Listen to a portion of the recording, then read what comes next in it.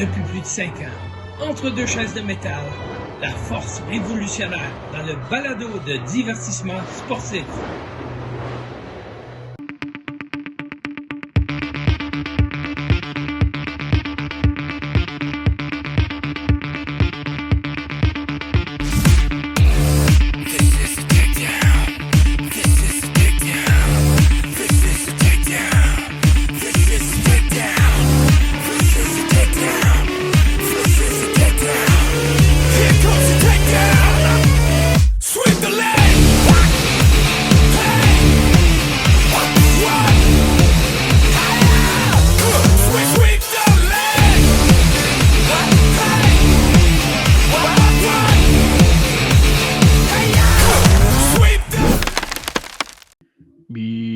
Podcast en deux chaises de métal, le podcast de lutte animé par moi-même Marco et l'encyclopédie de la lutte au Québec, TJ Holiday. Salut! Salut, puis l'émission d'aujourd'hui est commanditée. Pas clé. T'as-tu ta petite boîte, hein? Et voilà. Notre commandite d'aujourd'hui pas payée, par exemple. Mais... Non. Faudrait pas que ça devienne payé, par exemple, parce que sinon, ça serait pas fun.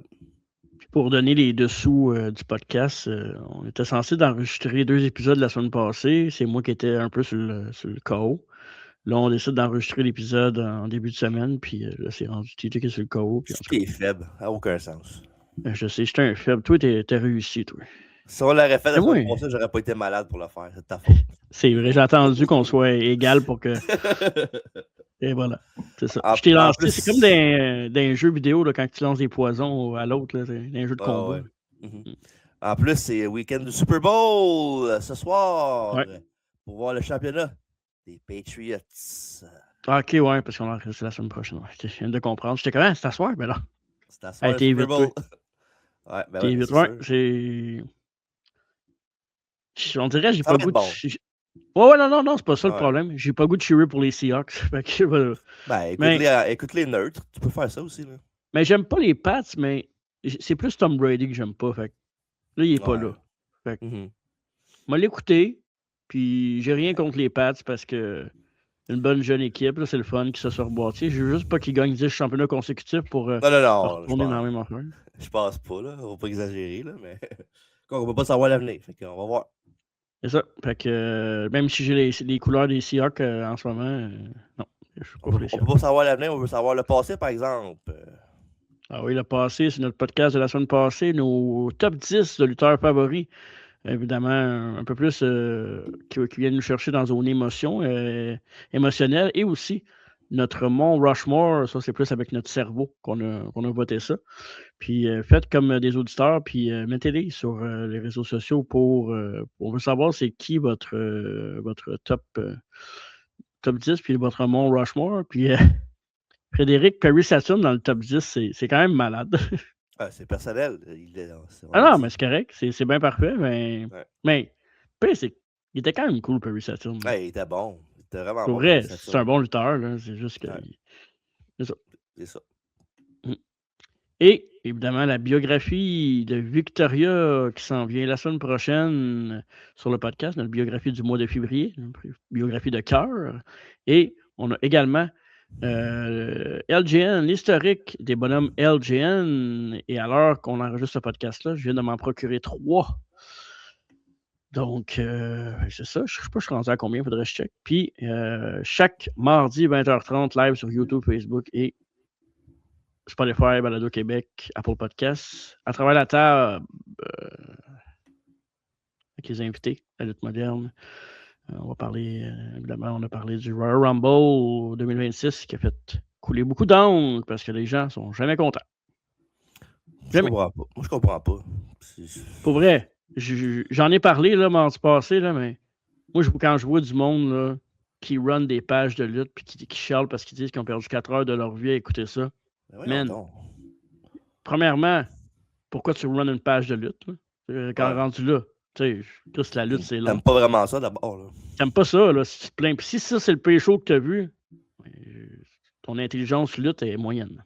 Absolument. En tout cas, tout le monde a leur opinion aussi, là. C'est pas qu'une question non, de... Tu dis que c'est pas bon, puis moi je dis que c'est bon, t'es toi qui as tort, là. C'est pas ça. Non. T'as le droit... Non, en fait, t'as le droit de pas avoir aimé ça, mais tu peux pas dire que c'était pas bon. Mm-hmm. Parce qu'avec l'optique de qu'est-ce qu'ils ont présenté à la télévision, pas qu'est-ce qu'ils auraient pu présenter avec telle affaire qu'ils n'ont pas faite, c'était bon. Il faut baisser nos attentes aussi, je pense, à un moment donné. Ouais. Les surprises, c'est le fun, mais il faut que ça ait du sens aussi des fois. Là. C'est ça. S'ils font arriver une surprise et ils n'ont rien à faire avec, tu ne vas pas le faire arriver. Quoique, je pense quand même que dans un Rumble, tu devrais toujours avoir minimum 1 ou 2 surprises juste parce que c'est un Rumble. J'ai rien contre Dragon Lee, là, mais des fois, je préfère quasiment d'avoir un Axa Jim Duggan dans un Rumble à la place de Dragon Lee juste pour le fait que c'est un gars qu'on voit pas puis c'est un Rumble puis que n'importe qui peut se pointer. C'est vrai qu'il y a beaucoup de luchadors. On avait quasiment dit 97. Ouais, M. Alfredo n'a pas tant aimé. Il n'aime pas la lucha libre. Je ne l'ai pas dit hier, là, mais il n'aime jamais rien. Fait que... Il est rendu pire que moi. Je suis rendu quasiment plus ouvert que lui. Ça n'a pas de sens. Je n'irais pas jusqu'à dire ça. Là. Parce que c'est quand même WWE et Paul Lévesque qui a fait ça. Fait que toi, t'aimes ça, c'est sûr. Là. Non, c'est pas vrai, ça. En tout cas, bref, on ne parlera pas de ça aujourd'hui. C'est pas le temps, c'est pas la plateforme. On est rétro aujourd'hui. On n'a pas l'énergie pour non plus. Non, vraiment pas. Je pense qu'on fait celle-là en 10 minutes pour la finir. Non, c'est pas vrai. Yes, sir. Mais non, c'est impossible. Je me suis acheté un nouveau jeu au PS5 où j'allais jouer. Là. Ah, c'est quoi? MLB. Il est sorti déjà? Non, celui de l'année passée. Ah, ok. Ouais. Coûtait un peu moins cher, puis je me suis dit, bah, pour les fois que je vais jouer, je suis bien de payer moins cher. Ouais. T'as-tu précommandé tout qui est politique encore ou pas tout de suite? Non. J'ai le temps. Le pack de Joe Hendry. T'es content? Ouais, c'est assez. Parle de c'est assez. On est prêt pour le Final Four in your house. Oh, yes. Il était temps que ça commence, ce truc-là, parce que je commençais à être drôlement. Puis là, je sais pas pourquoi mon écouteur. On dirait quelqu'un qui me parle dans l'oreille et qui me bloque mes écouteurs, mais c'est beau. Ouais. Ah non. Eh bien oui! Le segment de la vraie vie! Vous êtes le Marco. C'est la culture populaire en tournée de marque encore aujourd'hui qui est devant Final Four in your house. Donc, es-tu prêt à me nommer son numéro 1 en Amérique du Nord? Est-ce que c'est A? Pardon. Wannabe des Spice Girls? B. Honey de Mariah Carey? Ou C. One Week des Bare Naked Ladies? Les ours tout nus? Non, pas bear, genre des ours bear, genre bare bones. Ah, ok. Ouais. J'étais un fan quand même des Spice Girls à l'époque, surtout que les petits sons et la gomme dedans, c'était bon. J'aimais ça quand ils vendaient ça dans les dépanneurs. J'ai acheté des fois. Oui, je me suis dit que ça. Fait que, puis juste parce que je l'aime pas, puis c'est pas mal à cause de ça que je suis pas mal sûr que c'est elle qui va gagner, on va dire Mariah Carey. C'est vrai, je veux dire qu'il y a des sound effects, c'est vrai. C'est vrai, on a... T'as entendu? Ah oui. Ah, moi je l'ai pas entendu. Mais non, la réponse était les Spice Girls avec Wannabe. Un petit jeu de merde. Ben là, désolé. Là. Bref, son numéro 1 au Québec. Est-ce que c'est A, L'évidence du diable de Francis Cabrel? Est-ce que c'est B, Tout de Laurent Fabien? Ou est-ce que c'est C, Criollo 2 fois de Pierre Bertrand? C'est-tu plastique, Bertrand? Non, c'est Pierre Bertrand, c'est pas le même. Pas le même, ok. Non. Moi, il y a avec Pierre Bertrand, moi. Tiens, ouais donc. Bonne réponse!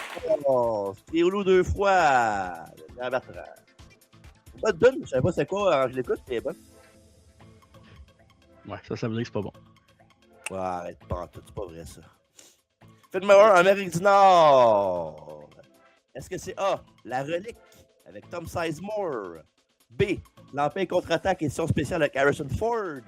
Ou C, Batman et Robin avec George Clooney? C'est sûr, c'est pas ça. Ça peut pas être ça, c'était tellement mauvais comme film. Non, mais le monde était le voir au cinéma, ça veut pas dire que c'est bon, là. C'est pas ça le but de ça. Hein. Ouais. Ok, c'est au cinéma. Oui. Puis édition spéciale, c'est parce que c'est un remasterisé, c'est ça? Ben, c'est toi qui écoutes des films, qui sait c'est quoi. Non, mais c'est parce que édition spéciale, ça veut dire que c'est l'année qui est sortie, ça. C'est remasterisé, ah oui. Ça. Non, je vais dire La Relique, moi.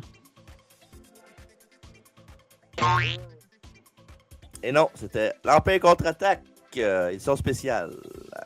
Ah, ouais, c'est Star Wars, ça, hein? Oui. Ah, j'avais d'autres choses en tête. Ouais, je sais pas pourquoi. Là. Et là, là. Ben oui, j'aurais dû dire ça. Mais non, Star Wars. C'est sûr que ça a gagné. Bref, c'est Jesse pas va grave. être content. Allô, Jesse. Jeux vidéo sortis alentour. Est-ce que c'est A? Ah non, vas-y. Est-ce que c'est. Ben, tous les jeux qu'on a mis sur 64, je dirais pas au 64 là, tous les fois. Là. Mais c'était Bomberman 64, Mario Kart 64 ou Yoshi Story. Il le dirait pas à chaque fois, mais il le dire deux fois Non, sur trois. c'est dans le titre du jeu, ça, je veux dire. Ok. Je dirais pas. Tu répéter? Bomberman 64, Nintendo 64, je dirais pas ça, c'est ça que je voulais dire. C'est quoi le deuxième? C'est Mario Kart. Bon, c'est Mario Kart, c'est sûr qu'il gagne. Bonne réponse! Voilà. Ouais. Et là, pour le reste dans le monde du sport, Barry Bonds, les San Francisco Giants, c'est un contre record à l'époque de 22,9 millions pour 2 ans avec les Giants. C'est vrai. Record, là. C'est record dans le temps. Là. 22 millions pendant genre. C'est 11,4,5 par année à peu près. Ça, à cette heure, c'est le deuxième centre dans la NHL. C'est quasiment un Ça, record. ça c'est le troisième releveur dans l'équipe. C'est fou. Ouais. Là. C'est drôle parce que quand j'ai acheté le jeu de baseball, je checkais les salaires là, des joueurs. Je suis comme, non, qu'un salaire de même, ce style-là, ça n'a pas de sens. Là. Ah ouais, c'est sûr. C'est comme de l'eau là-dedans, là-bas, d'habitude. Ils ont de l'argent. Tout coûte plus cher, mais ils ont plein d'argent. Bref, ça se va pas l'épicerie. Bref, c'est ça qui. On va continuer avec aussi deux petites affaires que je vais vous montrer. En premier, c'est le magazine de Bief. Avec. J'ai-tu mis? J'ai peut-être pas mis, ça se peut. Ouais, Ah non, il est là. Là, j'ai mis, ouais. Non, c'est pas ça. Ah, c'est l'autre. Celui-là ici, avec Sean et Psycho Sid. Avec des images de Survivor Series 96. Quand même cool comme cover, je trouve. Ouais. Les cheveux à Sean sont bizarres là-dessus, par contre. Ben, ça fait genre. Ils se lèvent le matin et ils sont de même, là. Ouais. On dirait qu'ils viennent de passer une nuit impromptue avec Sony. Et aussi, dans les découpeurs de journaux, avec In-House Final Four, on les voit ici, à l'écran. Et voilà! Le premier avec Sean et avec le Bulldog aussi. L'autre, le Final Four avec les 4 participants du match Final Four, Vader, Austin, Taker et Bret Hart. Et voici, en doublé après ça, le poster de l'événement et le VHS. Alors voilà. Puis on voit sur le poster Final Four une petite différence avec Sean et Sid à la place de Vader et Taker. Fait que c'est quand même cool. Ça aurait été bon ce match-là, mettons, avec Sid et Sean à la place de Vader et Taker. Ça aurait pas été cool aussi avec Bret et Austin. Solide. Ça aurait été fort en crise, pour vrai. Ouais. Et pour terminer le segment, voici les champions en puissance. À la WWF, le champion du monde est vacant. Chanceux. Champion intercontinental est Rocky Maivia. Les champions par équipe sont British Bulldog et Owen Hart. La WCW, Hollywood Hogan est les champions du monde. Champion US était Eddie Guerrero. Tag Team, c'est les Outsiders. Le Cruiserweight, c'est Rey Mysterio Jr. Le champion de télévision est Lord Steven Regal. Alors voilà, c'était dans la vraie vie. Merci d'avoir participé. T'entendais-tu la musique, toi? Oui, absolument. Ok, pas moi. Parfait. Toi, t'es dû des écouteurs, je pense, au UDLGN. Non, mais j'ai 2 paires. J'en ai acheté même un autre paire, les petits rouges. Là. Ah, les petits rouges! Petits rouges! Elle n'a pas de job! Ah là là. In Your House Final Four, le 13e PPV de ce nom. Il y a eu le 16 février 1997 en direct de Chattanooga au Tennessee, à l'UTC Arena, et non l'OTC Arena de Roman Reigns. Dans le McKenzie Arena. Okay, voilà. Tu marqué dans ton texte cette joke-là? Non, j'ai improvisé parce que j'ai vu que ça ressemblait au UTC. C'est bon. Ouais. L'événement est présenté par Western Union, qui est une firme multinationale de services financiers. Alors voilà. Ouais. Le show a le code d'achat de 141 000 personnes qui ont commandé le PPV à la télévision à la carte. Et 6 399 personnes étaient dans l'assistance pour le show. Il y a eu 2 dark matchs, un avant et un après. Dans celui d'avant, les Godwins ont le dessus sur les Headbangers. Puis après ça, dans le championnat de WBF, Bret Hart a défendu sa ceinture contre Psycho Sid. Il s'est terminé en disqualification Vers l'interférence de Vader et l'Undertaker qui sont arrivés pendant le match. Et après ça, on est rendu avec la signature, la WF suite de l'intro, avec James Aiken avec la narration. Et comme d'habitude, voici la traduction. C'est ça, quand je l'ai écrit, je ne savais pas que je vais être malade, fait que ça va être bizarre. Qu'est-ce que ça signifie d'être le champion de la Fédération mondiale de lutte? Pour Shawn Michaels, le plus flamboyant, courageux et athlétique champion de tous les temps, ça représentait sans aucun doute le monde pour lui. Ce soir, 4 hommes, 4 athlètes superstars consommés par leur quête de devenir champion vont se livrer une bataille dans le combat le plus dangereux où tout est permis. 4 hommes avec des scores amers à régler. 4 hommes qui, étant dans le désespoir, ne sont pas les idoles que nous avons tous adorées auparavant. Et encore plus important, à cause d'un tournant cruel de destinée, ils sont 4 hommes s'affrontant pour le titre, prêts pour aller à n'importe quel extrême pour revendiquer la victoire, à tout sacrifier pour devenir champion. Ce soir, Western Union, la façon la plus rapide d'envoyer de l'argent à travers le monde, présente WWF In Your House, finale 4. Western Union a un esti de service qui est dans les épiceries qui fait chier tout le monde. Puis, Ça existe encore? Ça existe encore. What? C'est sûr que ça n'existait plus. Hein? Ouais. Wow. Une vraie perte de temps puis de. Ben, pas d'argent parce que ça fait de l'argent, mais une vraie perte de temps. On n'a pas le temps. Il n'y a pas le temps de faire ça. Le monde n'a pas le temps de faire ça. On n'a pas le temps de perdre de temps sur le podcast aussi. On a un plan de foule avec l'avion gonflable bleu de WWF. On a l'entrée de Mark Merrow et les Sable, le commentateur de la soirée. Jim Ross et Jerry King Lawler nous souhaitent la bienvenue au gala. Nous avons aux autres commentateurs Hugo Savinovich et Carlos Cabrera pour la table espagnole. Nos amis Raymond et Jean Brassard pour la francophonie. Leif Cassidy dans le ring. On est prêt pour le match numéro 1. Leif Cassidy contre Mark Merrow avec Sable dans son coin. Et voilà. Et voilà. Et pour ceux qui n'auraient pas reconnu Leif Cassidy, et oui, c'est bien lui.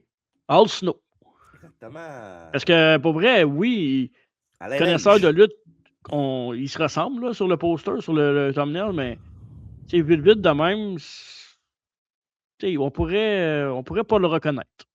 Ouais. Un grand chum de Marty. Oui, Marty. Absolument. L'autre de T-Chop, c'est l'arbitre du match. Mike Kikiyoda.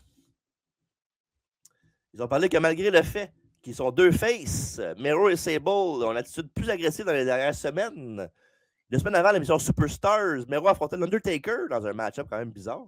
Et Sable ne s'est pas gêné pour kicker l'Undertaker dans les côtes. Puis Merrow n'a pas back down de l'Undertaker par la suite. Il attaquait avec une chaise. Mais malheureusement pour lui, il a tombé avec un chokeslam et un tombstone à l'extérieur du ring. Fait que il n'a pas tout gagnant-perdant un peu, le good news, bad news. Là. Une chaise de métal, hein? Tu me disais? Absolument, oui. Parfait. C'est l'intention qui compte. Hein? Mais ouais, immobilisé Cassidy. Cassidy avec une clé de bras pour commencer, puis le projeter au sol à plusieurs reprises avec des Fireman's Carry. Cassidy a fait ébrucher Merrow, qui est revenu en lançant Leaf au sol par la tête à quelques reprises. Cassidy va se regrouper avec l'extérieur du ring en bas quand il regarde Sable. Merrow vient le voir, mais le Rocker fait ébrucher le Wildman. Il lui rentre la jambe sur le tablier du ring. Et c'est bon, le ripostait avec un coup de pied. Et Merrow a sauté du tablier du ring avec un double couple H, un double axe handle. Descendre la cuisse en tremplin du tablier jusqu'à l'intérieur de Merrow sur Leaf pour un compte de 2. Cassidy a repris le devant avec quelques dropkicks et coups de pied à la jambe gauche blessée de Merrow. Il enchaîne avec une clé de jambe tournante, puis une descente de la cuisse, toujours sur la jambe du Wildman. On pouvait voir Sable au bord du ring pendant que Cassidy continue de tordre la jambe de son adversaire. Le travail de la jambe a duré à peu près 1 minute ou 2 encore environ. Merrow s'est finalement libéré que Enzuigiri. Il a suivi ça avec une coupe de roulade de tentative de tomber. Mais le compte est arrivé à 2 pour le Wildman. Cassidy coupe le momentum du Mercuriel en lui faisant la jambe sur sa cuisse avec une prise en 4 par la suite. Après un petit struggle, Merrow réussit à atteindre la corde du bas avec l'aide de Sable qui a poussé la corde vers lui. Cassidy frustré vers l'extérieur du ring pour confronter Sable qui lui donne une bonne gifle au visage. Et Merrow a sauté sur Leaf avec un dive entre la 2 et la 3, un beau suicide dive, un toupé suicidaire de Merrow. De retour dans le ring, Merrow a projeté Cassidy face contre le tapis, puis l'a envoyé dans le coin avant de lui porter un échappé samoan. Et ça, Merrow est ensuite passé dans sa corde et a utilisé son finish, le Wild Thing, qui est un Shooting Star Press, pour remporter le match par tombée après 9 minutes 32. J'ai trouvé que c'était un bon premier match pour mettre le show dedans. Un match vraiment de lutte, là, comme avec deux bons lutteurs qui savent ce qu'ils font dans un ring. Mettons que c'est pas ce que la WWE nous habitue aujourd'hui. C'est plus rare un peu. J'ai trouvé que Sable avait fait un bon travail de managing à l'extérieur du ring. Il me semble que c'est rare que Sable était efficace vraiment. Elle était plus là pour se montrer ou distraire le gars parce qu'il le regardait, là, mais je trouvais qu'elle était très active en bas du ring dans ce combat-là. Je ne sais pas si c'est sa meilleure performance comme manager, mais du moins, ça doit être dans ses tops. Non? T'es pas d'accord? J'ai jamais vraiment remarqué Sable pour ses talents de manager. Là. Je m'excuse. Mais... Non, je sais. Bon, c'est pas que c'est toi. Si je l'ai remarqué, c'est parce que ça doit pas être arrivé souvent. T'as changé, toi. Pourquoi? Ah oui. Ouais. En tout cas, bref. Bref, on ne continuera pas là-dessus. Et beau spot avec le dive aussi à l'extérieur du ring. Puis évidemment, le shooting star press de Mero. Je trouve que le shooting star press de Mero est différent des autres shooting star press. Il y a comme sa petite touche personnelle à Mero. Allez voir ça, la façon qu'il tourne. Là, j'ai toujours trouvé plus spécial que les autres. Kidman en faisait un beau aussi, mais toujours préféré celui de Mero. Ça paraît que c'est un heavyweight qui fait un move de cruiserweight. Oui, absolument. Qu'on remarque. Là. Il prend vraiment son temps. Il est vraiment, vraiment calme. Brock Kidman, il monte sur le top et il le fait tout de suite. Mais lui, genre, il se place, il regarde un peu à la foule, il fait son saut. Ouais. Tu as donné combien à ce match-là? Oui? Ben, attends, avant de dire je trouvais que le match était correct pour un opener, mais un peu dull par bout. Là. Un match qui commence avec des travaillages de jambes pendant 5 minutes, c'est pas l'idéal non plus. Là. Sur 9, là, ouais. Je m'attendais à plus avec ces deux gars-là dans le ring là, comme match. C'est peut-être pas les meilleures circonstances, la remarque, là, mais je pense que le combat ça aurait été mieux que ce soit pas ça qui starte le show, que ce soit le deuxième à la place, puis qu'un autre match tantôt soit le premier. Je vais t'en parler tantôt. Là. Mais, il y a un match, match après. J'aurais mieux que ce soit ça l'opener que ça. Là. Le six-man tag. Là. Je le vois, mais OK. Puis j'ai donné à ce match-là 2 écarts. Ah, tu vois, j'ai donné 2 écarts aussi! Donc la même chose. Je suis sûr qu'on va tout pareil en plus dans le show, sûr certain. Non, je pense pas. Non, tu dis ça, mais tu vas pas mes notes, tu ne vas pas savoir vraiment. Moi non plus. Le deuxième, on ne sera pas d'accord. Au revoir. Malheureusement pour Mero, il s'est déchiré le ACL quelques jours plus tard. Il va manquer 7 mois d'activité. Quand il va revenir, il va commencer un heel turn, puis il va devenir de plus en plus jaloux de sa partenaire Sable. Pour Leif Cassidy, il va quitter la WF en juin pour aller à l'ECW. Il va s'appeler Al Snow. Il va se mettre à parler à une tête de mannequin. Ça va le rendre super over. Il va faire un retour à la compagnie en 98, au mois de mai. Après ça, la musique de Honky Tonk Man joue. On le voit juste rentrer dans le ring et c'est tout. Je pense que c'est juste pour la live crowd là, qui était là parce qu'il s'attendait à partir, il rentre dans le ring, puis après ça, il va monter d'autres choses. Après ça, on a ensuite du footage de Thursday, Raw Thursday, jeudi, cru jeudi, si vous voulez. C'est la fameuse promo Shawn Michaels. Fait ce que Shawn Michaels fait d'habitude. Il pleure et fait une blessure pour ne pas avoir mettre Brett over à WrestleMania comme d'habitude. Puis voilà. Fait qu'il a perdu son sourire, pauvre petit. Oh, pauvre petit boy, toi.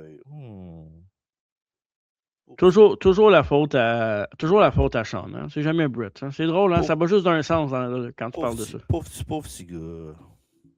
Ben oui, moi, je pense que... Papa le défend en plus. C'est que ça, c'est cute.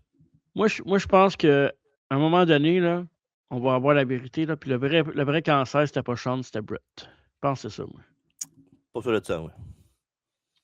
Qu'est-ce que tu fais avec toi pour ça? Non, je cache pas, moi. Ensuite de ça, Garner Monsoon, c'est pas ça que tu voulais faire en tout cas. Garner Monsoon a été d'une annonce concernant le Final Four, où le gagnant du combat serait le nouveau champion de l'EBF. Interview time avec Kevin Kelly et Psycho Sid. Kelly dit que Sid va affronter le nouveau champion de demain à Raw. Et Sid dit que c'est triste ce qui est arrivé à Shawn, mais qu'à cause de ça, il n'a pas eu sa chance au titre. Parce qu'avant la blessure de Shawn, blessure avec quotation marks. Non, Obélix. Il devait avoir un match contre Shawn à Raw Thursday. Pardon. Sid dit que le prix va être payé par celui qui va sortir gagnant du champion du match ce soir. C'est en réclamer son dû parce qu'il est l'homme, le maître et le régneur de ce monde. Il tient à la force avec les dents serrées comme d'habitude. Match numéro Hey, 2. mais Oui. le Ruler à Star, c'est pas rendu au Bafemi, son surnom? Ouais. Ouais. OK. T'as-tu écouté le pre-show un peu? Non. J'ai écouté, puis il y avait Biggie au commentaire qui il arrêtait pas de Ouais. parler de Oba Family, il capotait dessus. Puis il disait que les fans d'Oba Family s'appellent les Oba féministes. C'est malade. C'est tellement hot. C'est bon, ça. Ouais, les Oba féministes. Qu'est-ce qui était épais? Match numéro 2. Flash Funk, Bart Gunn et Goldust avec les Funkettes et Marlena contre Farouk, Crush et Sayo Vega. Comment la nation de domination. La bête du match, Jack Down. Hey, pour vrai, là, ce thumbnails-là, on dirait qu'il me rappelle mes bonhommes de lutte quand j'étais jeune. À part Crush, que j'avais pas de même, là. Tout Ah ouais. le reste, tous des bonhommes que j'avais. Surtout le team duo avec Flash Funk, Goldust puis Bart Gunn. Là. T'avais-tu Bart Gunn? Non, j'avais pas Bart Gunn, j'avais JBL. Mais bon. C'était qui là? C'est Billy Gunn faisait Billy Gunn, puis Bart Gunn c'était JBL, c'est ça? Bart Gunn, je pense que je l'avais jamais instauré dans mes histoires. Il était pas important à l'époque pour moi, Bart Gunn. Pourtant j'aimais Smoking Gun. Il était écœurant, Bart Gunn. Pour vrai, ça, c'est. Mettons, là, les Hasbro, là. Ça, c'est. Ouais. Les Hasbro que j'aimerais avoir, ça. Mais... Sors les bidous. C'est ça. Malheureusement, les Funkettes, Tracy et Nadine ont quitté vers l'arrière. Ça, c'est du useless trivia en esti, ça. Le team de Babyface est un peu random, mais ils ont montré un peu pourquoi ils sont ensemble pour ce match-là. La nation a coûté 2 matchs à Bart Gunn contre Farouk et Crush avec Goldust dernièrement à Raw. Fait que voilà pourquoi ils s'affrontent dans un six-man tag. Puis juste Flash Funk qui round out les numbers. Ça. Bref. Hey, c'est-tu moi ou Flash Funk, là, plus tard, c'est Brodus Clay? Ben, c'est le même moule. Là. Pas mal la même affaire. Hein? Ben, c'est le moule Flash Funk, Ernest de Cat Miller, puis Brodus Clay. Pas mal la même affaire, les trois. C'est ça. Ouais, on dirait que ça m'a sauté aux yeux directement quand j'ai vu ça. Ah oui, absolument. Goldust a attaqué Farouk avec des coups de poing, puis Funk et Gunn se sont joints à eux, forçant la nation à se réfugier au sol pour se regrouper. Funk est monté sur la troisième corde et a sauté sur les 3 membres de la nation qui restaient en bas. De retour dans le ring, Farouk a contre-attaqué une attaque en attrapant un saut de grenouille de Funk avec un superbe Spinebuster. Les gars ont pris le relais. Funk a enchaîné avec une line et un ouragan Rana sur de la 3, obtenant un compte de 2 après l'intervention de Crush qui a cassé le pin. Funk a porté un saut chassé à Savio, l'envoyant hors du ring. Et Bart a lancé son propre partenaire, Funk, par le troisième corde sur la Nation of Domination. Malheureusement pour lui, c'est une erreur parce qu'ils l'ont attrapé puis ils l'ont mis à terre après ça. Et après ça, Vega fait un backdrop sur Flash dans le ring. Et quand à son tour, porte une belly suplex. Et Farouk remonte dans le ring avec un coup de poing qui a mis Flash Funk au tapis. Farouk a sauté sur le dos de Funk à plusieurs reprises jusqu'à ce que le dernier se retourne de l'autre côté avec les joues dans les airs pour qu'il frappe Farouk dans le groin. Un spot que j'aimais beaucoup faire quand je luttais puis j'étais heel. Ce sont 2 fois dessus, 3 fois, tu retournes tout de bord. Ouais, le petit spot à Bentol qui fait à chaque petite fois que je le vois lutter. C'est malade, ça. C'est fatigant. C'est parfait, ça. Ben oui, mais c'est correct. Là. Mais comme à toi, tu le vois lutter le vendredi, tu le vois lutter le samedi, puis c'est le même spot, ça gosse. Là. C'est ta faute, tu vas pas toutes les shows non plus. Ouais, il y a ça. Les gars de retour dans le ring avec l'arbitre est occupé avec Goldust. Crush et Savio en profitent pour faire un Spike Powder à Funk, mais pour 2 seulement.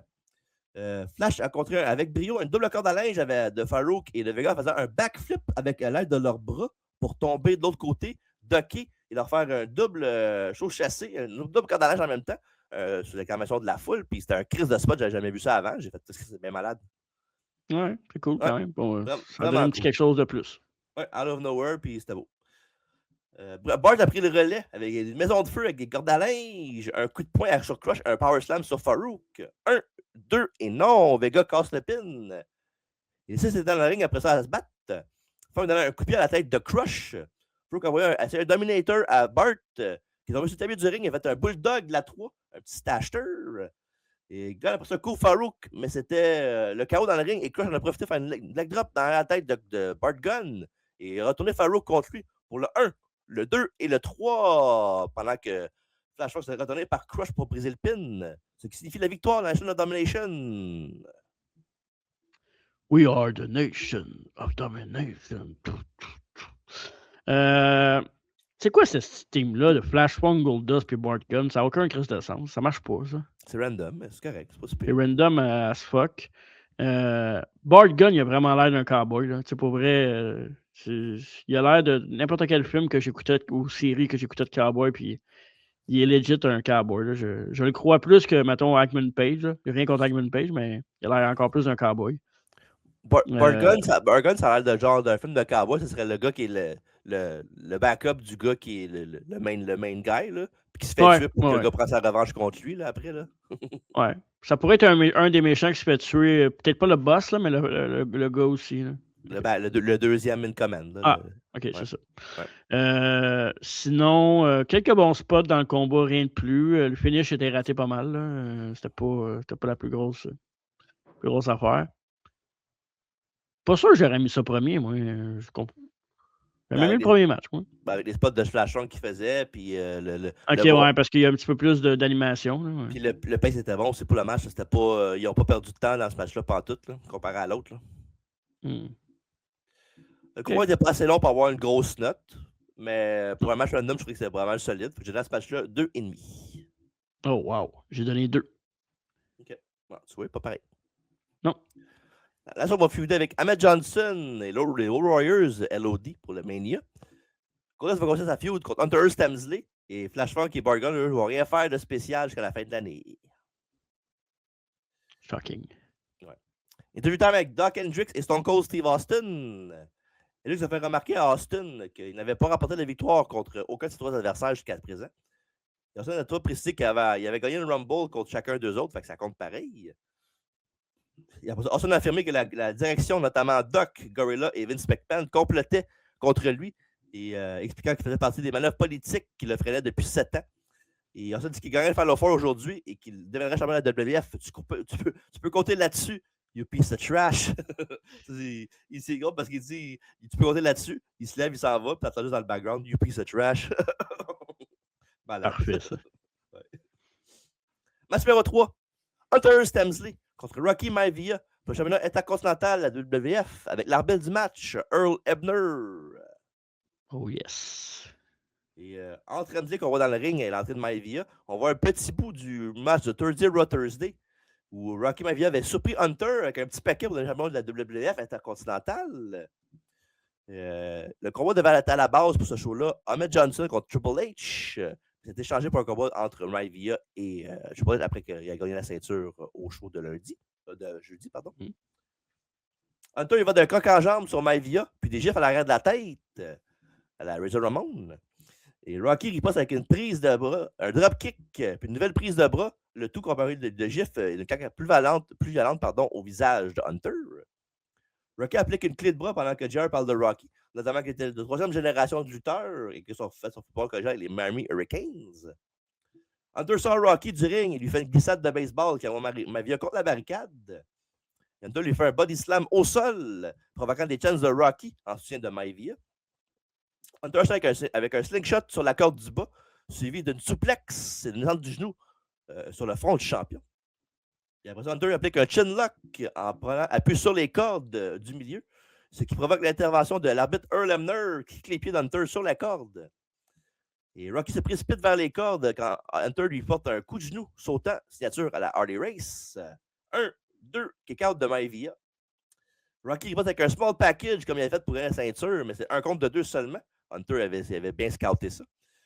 Et MZ enchaîne avec un backbreaker pour 2. Il passe un autre chin lock pour calmer le jeu un petit peu. Et Rocky reprend l'avance avec une croix de corps. Ben, Hunter se relève au compte de 2.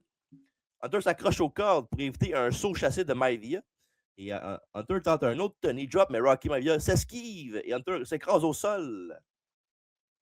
Rocky bloque un coup de pied, mais Hunter le fait pivoter et lui fait une corde à linge.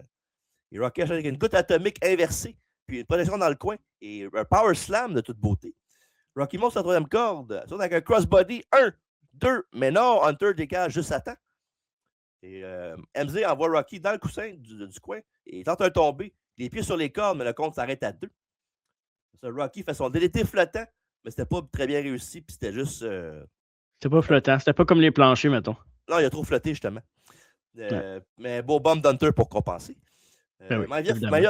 Ouais, laisse faire. Malia fait signe pour shoulder breaker, mais Hunter lui met un pouce dans l'œil, puis un coup de genou au visage et place un neck breaker.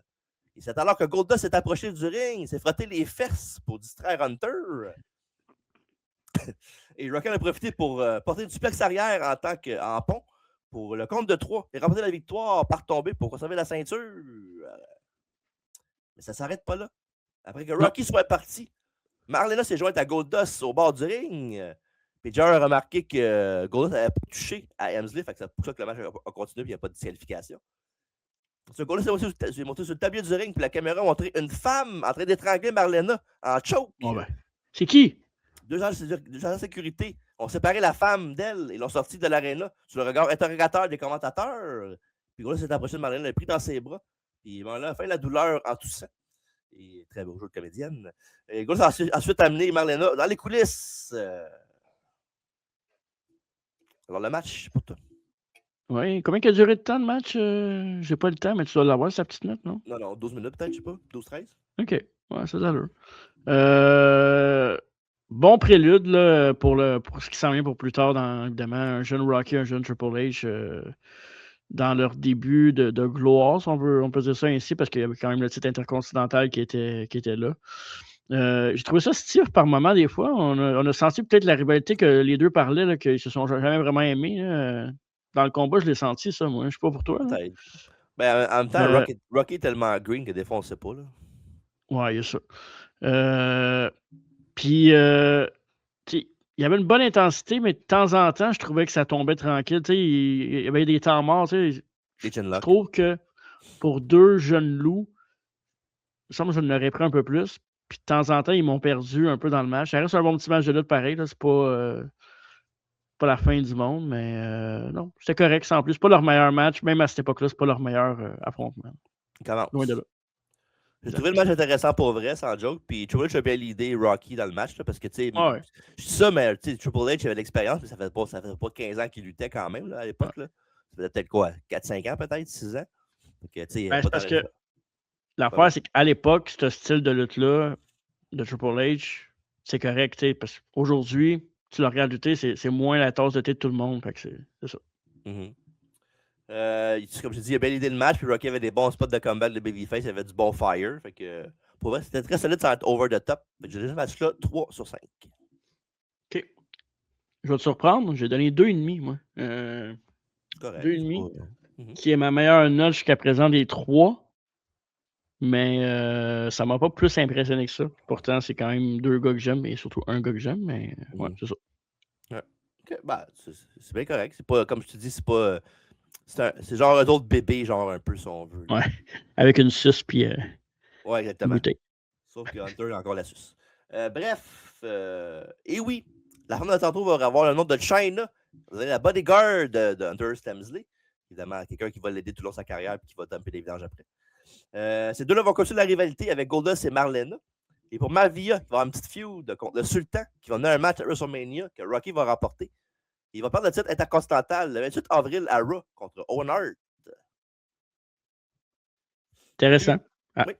Interview time avec Kevin Kelly, Paul Bearer et Vader. Vader dit à Stone Cold qui s'est mis dans le trouble avec sa bouche de petit canari. Le best there is, le best there was, the best there will be. Je pense pas, Mr. Hart. Mr. Hart. Undertaker repose en paix, finit Vader. Puis Bearer dit qu'il est un homme d'affaires comme il est. Le bottom line de l'histoire est très clair. Mon Vader a détruit les 3 autres et ce soir, vous avez devant vous le prochain champion de la WWF. Vous allez savoir le temps qu'il est.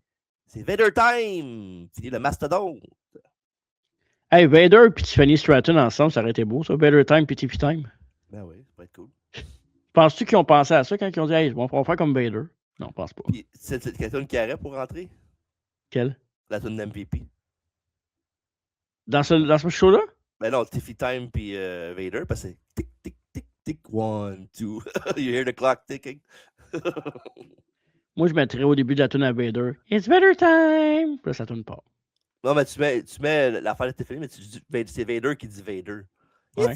It's Vader Time! Peut-être qu'avec l'intelligence artificielle, je pourrais faire de quoi. On va checker ça. Eh oui, on va t'arranger ça tantôt. Bref, match numéro 4. Doug Furness et Philippe Lafont Le Rich Yes. Bulldog, Davey Boy Smith et Owen Hart avec Clarence Mason. Champion par équipe, la WWF. Et l'arbitre du match, c'est Jack Doan. C'est le seul thumbnail que tu as travaillé, ça? Non, il y en a 3 que Non, j'ai fait. c'est vrai, le premier. Lui, Le tag. non. Non, celui-là non plus. OK. Celui-là, oui. la fin, ouais. Mais Van aussi, je l'ai fait, ouais. OK. J'ai Mais vu des nouvelles plus. J'ai vu des photos plus clean, on dirait. Quoi, c'est qu'est-ce qu'ils qu'il y a? sont malades de Furnace puis Lafont. C'est que. Ah ouais. Ah ouais. Il y a une victoire, en parlant d'eux autres, il y a une victoire sur Owen et le Bulldog à Survivor Series l'année d'avant, genre 4 mois avant. Il devait s'affronter au Free For All du Rumble 97 dans un tour avec Pierrette et Sebanetico, mais le combat a été scrappé. Puis, si vous voulez savoir ce qui s'est passé au show Rumble 97, ben c'est ça, allez voir le review qu'on a fait dans une couple de semaines. Qu'est-ce qu'il y Je a? pense pas que c'est ça que tu as dit, mais j'ai entendu Pierrette puis Serpentico. Là, j'ai dit Pierrette, là. C'est peut-être la grippe qui dit ça, là, je sais pas. Ah, Pierrette puis Serpentico? Cybernetico, j'ai dit. Ah, OK. Ouais. Ça va pas te bien rire. Prenons notre pilule. Il joue beaucoup sur le fait que la dissension entre Owen et le Bulldog, il a montré ce qui s'est passé au Rumble 97 et avec Hart qui est éliminé Davey Boy Smith par accident. Quand on voit clairement que c'est pas le cas. Là, c'est effectué une projection de hanche suivie d'une prise de bras sur Hart. Et Lafont et Owen enchaînent quelques tentatives de tomber sans que le public réagisse. Lafont fait un trébuchet Owen et applique une clé de genou. Et Bulldog prend le relais et Lafont lui fait un sunset flip pour 2. Et Lafont il passe avec un coup de pied retourné comme RVD pour un autre compte de 2. Et Owen Hart après ça porte un coup de genou dans le dos que l'arbitre n'a pas vu pour un avantage à son équipe. Et Owen Hart effectue une croisée de la 3, mais Lafont transforme le compte de 2 en roulant avec le momentum d'Owen. Et Owen enchaîne avec une suplex en clé de boyau, suivi d'un backbreaker pour 2 encore. Et Bulldog et Owen portent une double corde à linge sur Lafont. Line de Bulldog sur Philippe. Et Bulldog garde Lafont en suspension pour une suplex verticale en délai. Des prises fétiches. Autre quad corps d'Owen, mais cette fois-ci, ça fonctionne, mais seulement pour 2. Bulldog tient fil pour que Owen fasse un coup de pied rouet, mais Lafont s'est tassé, c'est Davey Boy qui a reçu le coup. Et Owen, après ça, et Davey se sont disputés à propos d'un problème de communication. Et Hart a poussé le Bulldog qui est revenu, puis il l'a giflé aussi. Puis Bulldog a fait Ah ouais, mon tabac, qui s'est donné un swing d'un cop, puis il a donné une corde à linge à Owen pour le faire tomber en portefeuille. Et après ça, splash le 3 de la 3 de Lafont sur Hart. 1, 2, le Davey Boy prise le pin. Et la tag se fait à Furnace avec un superbe show chassé sur Owen. 1, 2, mais kick-out du roi des cœurs. Suivi d'une suplex ventre à ventre pour un compte de 2. Très bon pace dans ce combat-là à date. Un backdrop en duo de Lafont et Furnace. Northern Light suplex de Philippe. 1, 2 et non. Huracana de Furnace. 1, 2, mais encore une fois, le Bulldog empêche le compte de 3 encore une fois. Furnace a apporté un coup de corde à linge dans le dos d'Owen qui tombe en DDT de Lafont avec un beau bump rocket. Très beau combo. Descendre la cuisse de Furnace à Owen au Hogan pour le 1, le 2, mais dégagement de Hart. Et Furnace tente une suplex. Owen tombe sur ses pieds, il lui fait un figuré derrière la tête. Le Bulldog prend une corde à linge à Lafont qui répond avec un crucifix en coucher de soleil pour 2 avant qu'Owen intervienne. Et Lafont et Furnace poussent les champions l'un contre l'autre. Et Furnace fait un dropkick à Owen. Et Lafont obtient un compte de 2 sur le Bulldog. Et le Bulldog envoie Lafont dans le coin du ring. Il le soulève pour son Power Slam. Mais Owen frappe Lafont avec son Slammy Award dans le dos. Il fait la disqualification. Et le Bulldog enchaîne avec son Power Slam après. Mais il n'y a pas de pin parce que c'est un DQ. Et Bulldog pensait avoir gagné. Mais la bête Jack Down a informé qu'Owen Hart avait fait disqualifier son équipe à la place. Owen a dit à Bulldog que c'était correct. On regarde des titres pareils dans ce cas-là. On aurait fait de mal. Et Bulldog n'était pas d'accord, tandis qu'Owen répétait que la disqualification n'avait pas aucune importance. Et frustré, le Bulldog a lancé le Slammy Award d'Owen sur le ring, le brisant en 2. Puis après ça, il a lancé aussi quelques menaces à Clarence Mason. Ils sont repassés avec leur titre, pendant que Lawler a lancé le fait qu'Owen Hart était prêt à oublier le Bulldog pour encasser son Slammy. Mais après ça, puis le Bulldog continue à clamer haut et fort qu'il l'avait battu en s'en allant. Donc voilà. C'est encore là. Ah, je sais. Bon combat par équipe compétitif avec les deux équipes. Rien à rajouter vraiment à part ça. C'est de la très bonne lutte, par contre. En tout cas, moi, je suis vraiment content de ce combat-là. Puis c'est rare, j'ai l'occasion de sortir mon Clarence Manson, mais là, je suis vraiment content de ça. C'est ça que tu cherchais tout le long, hein? Ouais, c'est ça. Il doit être pas loin. Tu peux le pousser à un site, mais Clarence est content. Il approuve. Clarence approuve. Exact. Bon combat, tag team technique, rien de surprenant avec les 4 gars qui sont dans le ring, évidemment. Bon storytelling. J'ai l'impression qu'Owen Hart s'amusait encore plus que d'habitude dans ce combat-là. Il avait l'air d'avoir vraiment du fun. Fait que c'était cool de voir ça. T'as-tu dit quelque chose? Non? Non. OK. Encore dommage que ça finisse par DQ. Là. WWE dans le temps, 2 matchs sur 4, 2 matchs sur 5 finissait par DQ. Là. Fait que ça, c'est un peu gossant. Quelque chose qui me gosse. Mais sinon, solide match. Évidemment, c'est juste un show de 5 combats, mais à date, les 2 derniers combats ont vraiment capitalisé, catapulté le show. Et jusqu'au main event qui, lui, ne rabaissera pas ce show-là. Fait que, un bon combat. J'ai donné à ce combat-là 3 et 1 quart. 3 et 1 quart, moi aussi. Parfait. Yes, on a vu le même match. Ouais. Et Davey et Owen vont défendre les titres par équipe contre Vader et Mankind. Une tag team bizarre quand même. Mania dans un double DQ. Hein, tu vois. Ils vont continuer à avoir la distinction de la équipe jusqu'à temps que Bret Hart les réunisse le lendemain de WrestleMania 13. Fait que voilà. Et puis c'est la fois on va parler de combat. La spirale numéro 1 au WrestleMania. Et après ça, ils vont faire un heel turn après, mais ça a de courte durée parce qu'ils vont avoir un accident de voiture avec Sid. Puis ils vont manquer beaucoup de temps d'action. Ouais. Et 2 lutteurs avec Doc Hendrix et l'Undertaker. Taker affirme avoir retrouvé sa forme optimale. Il prédit la fin pour Vader, Austin et les Hitmen. Il déclare que le titre de WWE lui revient de la WWF à l'époque. Il reviendra coûte que coûte et que quiconque se mettra à travers son chemin sera anéanti. Il affirme avoir un compte à régler avec Vader et que ça ne sera tardé. En conclusion, il conclut par un Rest in Peace. Ils ont diffusé quelques extraits du Royal Rumble où Bret Hart éliminait Stone Cold Steve Austin, mais les arbitres étant occupés avec Terry Funk et Mankind, l'autre bord, n'ont pas vu. Et ensuite, ils ont éliminé ensuite Vader et l'Undertaker, tandis que Bret Hart éliminait le faux Diesel. Puis après, Austin est arrivé ensuite par derrière et il a sorti hard du match pour que les arbitres se retournent et voient qu'il était le seul dans la ring pour donner la victoire à Austin. Au grand déplaisir de Bret. Oui. Howard Finkel est dans le ring avec le président Gorilla Monsoon avec la ceinture Winged Eagle dans ses mains pour les solutions du main event. Pour le match numéro 5, Vader avec Paul Bearer contre Undertaker, contre Bret Hitman Hart, contre Stone Cold Steve Austin dans un Final Four pour le championnat mondial de la WWF. Il y a 2 arbitres dans ce combat-là, un à l'extérieur. À l'intérieur, c'est Earl Hebner. À l'extérieur du ring, c'est Mike Kyoda. Puis, rappelle-moi, c'est la seule fois qu'on a vu un match de la sorte à WWE. Mm-hmm. Ouais. C'est quand même une grosse chance en 95 de prendre ce genre de concept-là. On sait-tu, ça vient de qui, ça? C'est qui a proposé cette idée-là? Je sais pas, Pas l'impression que c'est Vince qui a pensé à ça, là. Ça doit être Bruce. Non, ça doit être Pat Patterson. Ça doit pas être Bruce. Ah, peut-être ça se peut sur Pat Patterson, ça se peut très bien. Ouais. 2 temps avec Bret Hart et Kevin Kelly, ou Kevin Kelly avec Bret Hart plutôt. Bret dit que les trois autres étaient coriaces, mais qu'il avait l'expérience sur le cœur et qu'il ne voulait aucune excuse. Pour lui, que Pas le le meilleur rappeur gagne. québécois, là. Non. Pour lui, que le meilleur gagne. Fait qu'une petite interview courte de Bret Hart. Puis, veux-tu savoir un petit fun fact de ce match-là? Non. Oui, tu peux y aller. Le plus vieux du match dans ce combat-là, c'est Vader qui avait 42 ans. Quand même fou. Après ça, Bret avait 39. Puis Austin avait 32. Puis Taker avait 31. Taker a 31 ans dans ce match-là. C'est fou, là. 95, ouais, c'est fou. C'est fuck, mais 87. 96, excuse-moi. Ouais, c'est fucking une scène pareil quand tu y penses, là. 31, câlisse. Fait que Bret, il a pris sa retraite à quel âge? 45 à peu près? Ben, il a pris sa retraite. Ouais, mais sa retraite. Non, sans compter qu'est-ce qu'il a fait après à WWE par après. Mais Ouais. Après Goldberg, mettons, là, ben, il a pris ça en 99. Fait que, en 41 ans. Faut pareil. Ouais. La seule façon de gagner le match, c'est par tomber, soumission ou en projetant son adversaire par sa corde et le lui touche au sol comme le Rumble. Puis aucune disqualification, puis pas contre l'extérieur du ring. Austin va avec Bret, tandis que Taker porte une corde à linge en pleine course à Vader. Et Taker ensuite fait à Austin son old school depuis la 3e corde.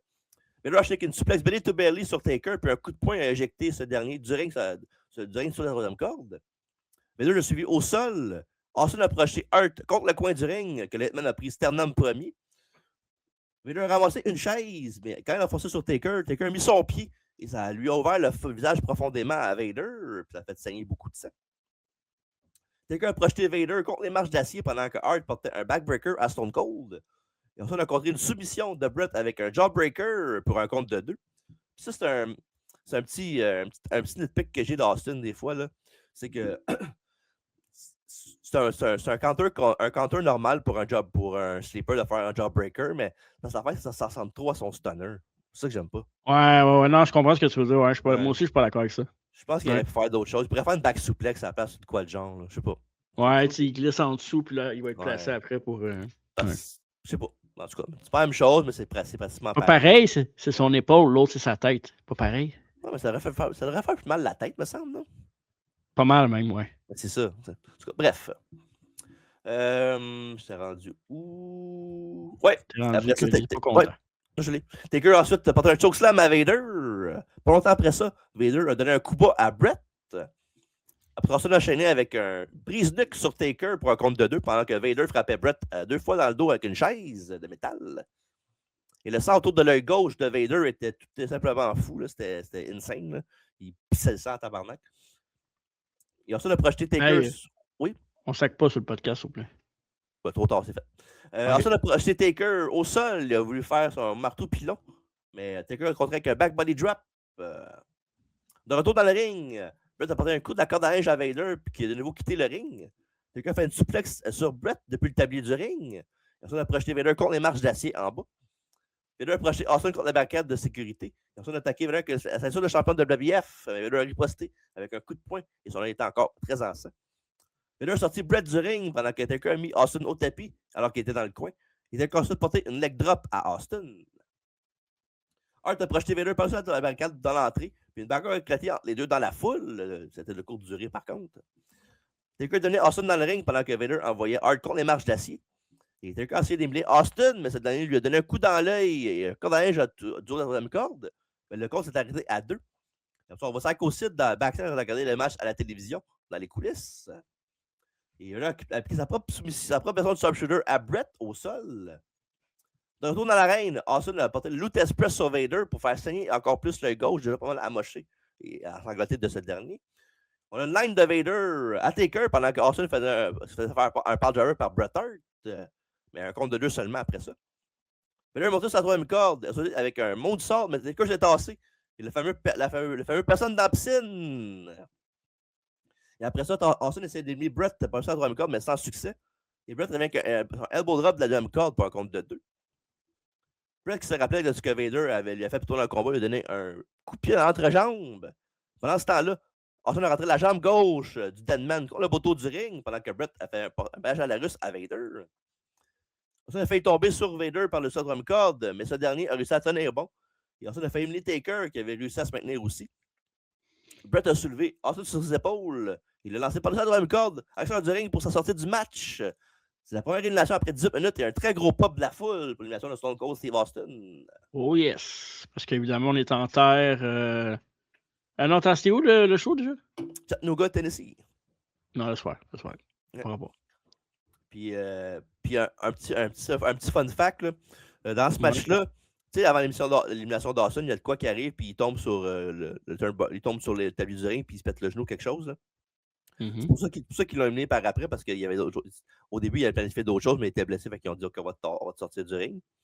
C'est après ce match-là qu'Awesome avait son gros knee brace sur le genou. Ok, ouais. C'est ce match-là qui a causé le fait qu'on voit avec un knee brace dans sa carrière. Là. Fait que, voilà.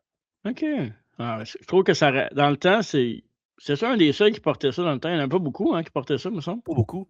Ben, les deux que je me souviens qui portaient vraiment ça, c'est lui et Victoria. Ouais. C'est Austin, c'est devenu quasiment son attire. Là, je me souviens, même quand on faisait de la lutte ou on jouait à la lutte quand on était plus jeune, ça faisait partie de ça. Comme Triple H puis son bandage au côte ou avec DDP aussi. DDP bandage au côte, mais en tout cas, tout ça. Là. Fait que, ouais. Voilà. Taker a projeté Vader contre le coin du ring qui amenait à un splash. Et Taker frappait Hart qui a permis à Vader de donner un chop block au Deadman pour le faire tomber. Et après ça, il a enlevé son masque, sûrement pas être plus confortable. Puis c'est parce que c'est quand même pas évident. Là. Son œil déchaîne déjà beaucoup, puis c'est comme serré avec son masque. Fait que, un petit peu de respiration, c'est correct. Mhm. Vader a exécuté une souplex sur Brett dans le ring taché de sang.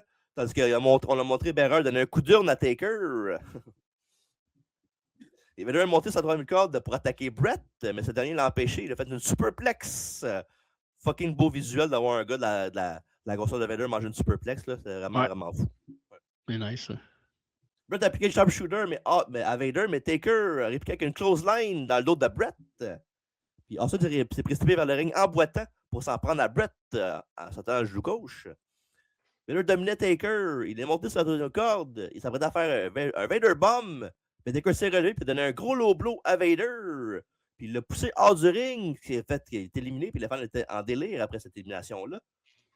Et il reste seulement que Brett et Taker. Et ensuite, il continue à attaquer Brett alors que Taker l'a mis hors de combat avec une line. Taker a ensuite porté un chokeslam à Brett qui s'est retrouvé au sol tandis qu'Austin était toujours sur le bord du ring. Taker a relevé Brett. Ensuite, il a tiré la jambe de Brett vers la corde du haut et Taker a frappé Austin sur le tablier du ring pour le sortir. Brett a fait un roll-up à Taker pour 1, 2 et non, dégagement de Taker. Après ça, Taker fait tomber Austin du ring. Puis Brett fait une collège à Taker qui passe pas sur la même corde. Les pieds touchent au sol. Donc, nos champions, Brett et Edmund Hart, pour la 4e fois, et champion de la WWF. Et le match a duré 24 minutes et 6 secondes. Puis un 24 minutes, là, honnêtement, c'est une intensité incroyable dans le match. Il n'y a pas de temps mort vraiment dans ce combat-là. Là.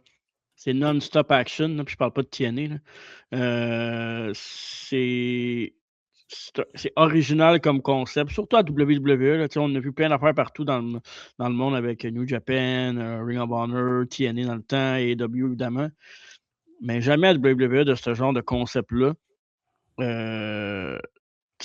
Oui, il y a eu beaucoup de brawl, mais c'est pour vrai, là, tu pouvais pas manquer une seconde du combat. Ça me faisait un peu penser à Montréal quand on a vu Jacob Fatu contre Cody Rhodes là, dernièrement, mais avec 4 lutteurs puis dans un concept de match. Là.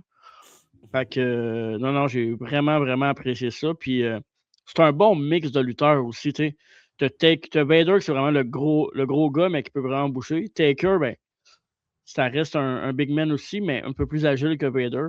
Puis t'as Brett et Austin qui sont plus des techniciens du ring. Là. Fait que c'est vraiment c'est bien découpé comme combat. J'ai bien apprécié ça. Ouais. Alexandre Main Event, même si c'était un peu chaotique, mais c'était super bien rythmé quand même pour un match. J'ai trouvé que c'était le moule, pas mal le moule qu'ils ont pris pour l'Attitude Era, les Main Event d'Attitude Era. Tu sais, les brawls du ring, brawl dans la foule pour rajouter du temps au match. Là. Mais ça, j'ai trouvé ça peut-être un petit peu trop long. J'aurais peut-être pris 3-4 minutes de moins, ça aurait été parfait. Là. Je pense que t'as beau d'attendre 18 minutes pour l'élimination. Peut-être 15, ça aurait été parfait. Là. Ouais, mais en même temps, les main events de ce temps-là, habituellement, c'était 35 minutes, 40 minutes. Fait que 24, c'est quand même pas si pire quand tu regardes. Parce que tu as eu aussi comme le temps avant des combats. Ouais. Tu avais beaucoup de 9-10 minutes. Fait que c'est un peu normal aussi. Ouais. En même temps, tu sais, il manquait pas grand-chose pour faire un match parfait. Là, vraiment. Là, peut-être un temps peut-être un petit peu raccourci, ça aurait peut-être fait que ça aurait été de meilleure note pour moi. Là, mais j'ai quand même donné une très bonne note quand même. Là. C'est dur les 4-way. Honnêtement, c'est pas des matchs faciles. Là. Ouais. J'ai donné à ce match-là 4,5. Là, on est loin, pardon. Là, t'as pas donné 5 toujours? Là? Non, Chris, non. Non. J'ai donné à ce match-là 3 et 3/4. J'ai même pas donné 4. Non, c'est pas 4 ça. Mais non, c'est pas 4. What the fuck, man? C'est un des meilleurs matchs de l'époque, c'est un très bon match, là. C'est un très, très, très bon match, mais pour donner des 4, il faut que tu sois dans les matchs à la HBK, Angles, ces affaires-là. Mais non, c'est pas 4 ça, là. C'est 4,5 all day long. Il y a même des places qui donnent 5 à ce match-là. Écoute, ils ont le droit, hein. Ça doit être sûrement les mêmes personnes qui ont trouvé que le Rumble n'était pas bon. En même temps, regarde, chacun son opinion, hein. Chacun sa opinion. Chacun sa opinion, ouais. J'ai trouvé excellent, mais un excellent pas dans l'élite. C'est tout. T'as le droit. Hey! Bret Hart, que j'aurais dit. Bret Hart a célébré sa victoire avec le titre de la WWF alors que Undertaker se dirigeait vers les coulisses pour tenter de s'en prendre à Austin qui fait « Oh shit, je suis dans la merde ». Après, on a ensuite une pub pour la sortie de WrestleMania 13 sur Coliseum Video le 6 mai. Et les célébrations de Bret Hart se sont poursuivies avec l'entrée de Psycho Sid. s'est démonté dans la ring pour un face-à-face avec Brett quand il s'affrontait pour le titre de WBF le lendemain à Raw. Et c'est comme ça qu'il se termine dans ta maison. Finale 4. Le lendemain à Raw, Sid va battre Brett pour remporter le titre dans un combat de cage. Non, pas vrai. Il va le battre dans un match égaux, puis après ça, Brett va reperdre le rematch dans un combat de cage. Il va faire une promo légendaire où il va entre autres pousser Vince à terre. Puis lui, ensuite, va s'affronter à Mania dans le match de soumission avec le fameux Double Turn. C'est Taker qui va challenger Sid à Mania pour gagner le championnat pour la deuxième fois de sa carrière. Vader va faire équipe avec Mankind contre Owen et Bulldog à Mania pour les ceintures par équipe, mais sans gagner les ceintures, évidemment.